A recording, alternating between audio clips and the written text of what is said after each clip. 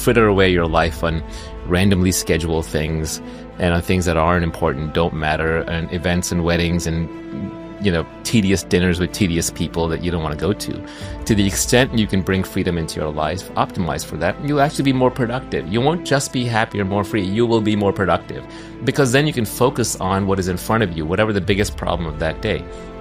When I wake up in the morning, the first 4 hours are when I have the most energy. And that's when I want to solve all the hard problems. And the next 4 hours are when I kind of want to, do some more outdoorsy activities, or I want to work out, or maybe I can, have some meetings, but I'll try to do those last second based on whatever the day's priorities demand. The last 4 hours, I kind of want to wind down. I want to hang out with the kids, and I want to play games or read a book or something like that. So having that flexibility and freedom is really important. So you can just put whatever is most needed into the slot at that moment. I reject this frame that efficiency and productivity and success are counter to happiness and freedom. They actually go together. How so? The happier you are, the more you can sustain doing something, the more likely you're going to do something that will in turn make you even happier, and you'll continue to do it and you'll outwork everybody else. The more free you are, the better you can allocate your time, and the less you're caught up in a web of obligations and commitments, and the more you can focus on the task at hand. So what matters is just being present for the thing. So if you're doing something that you want to do and you're fully there for it, then it's not wasted time.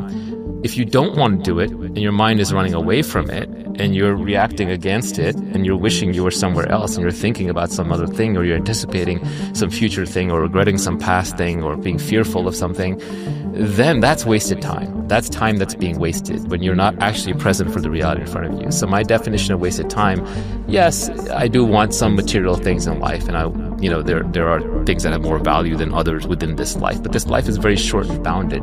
So the true wasted time is a time that you are not present for, when you are not there for it, when you are not doing the thing you want to do to the best of your capabilities such that you're immersed in it. If you're not immersed in this moment, then you're wasting your time. The worst outcome in the world is not having self-esteem. Why? Yeah, it's a tough one. I look at the people, and I don't want to offend anybody, but I look at the people who don't like themselves, and that's the toughest slot, because they're always wrestling with themselves, and it's hard enough to face the outside world. And no one's going to like you more than you like yourself.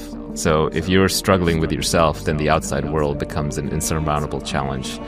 And it's hard to say why people have low self-esteem. It might be genetic. It might just be circumstantial. A lot of times I think it's because they just weren't unconditionally loved as a child, and that sort of seeps in at a deep core level.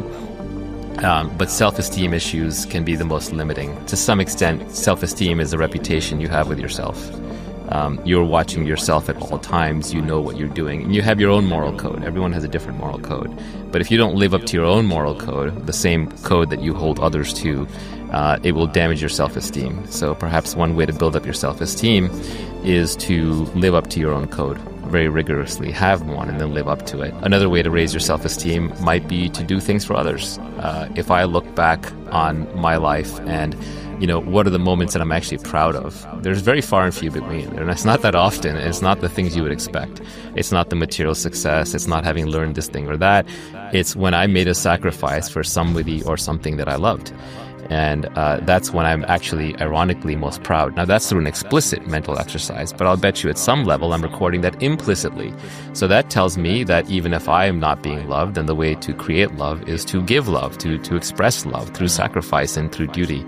And so I think doing things like that can build up your self-esteem really fast. And anxiety is the emotion du jour of the 21st century, and lots of driven people, very anxious, very paranoid. That's what's caused them to be affected. They pay so much attention, detail-oriented, not letting things go, staying up at night thinking about it. That's the paranoia coming in. What have you come to learn about anxiety and dealing with it? So anxiety and stress are interesting. They're very related. Stress is when, if you look at an iron beam, when an iron beam is under stress, it's because it's being bent in two different directions at the same time. So when your mind is under stress, it's because it has two conflicting desires at once.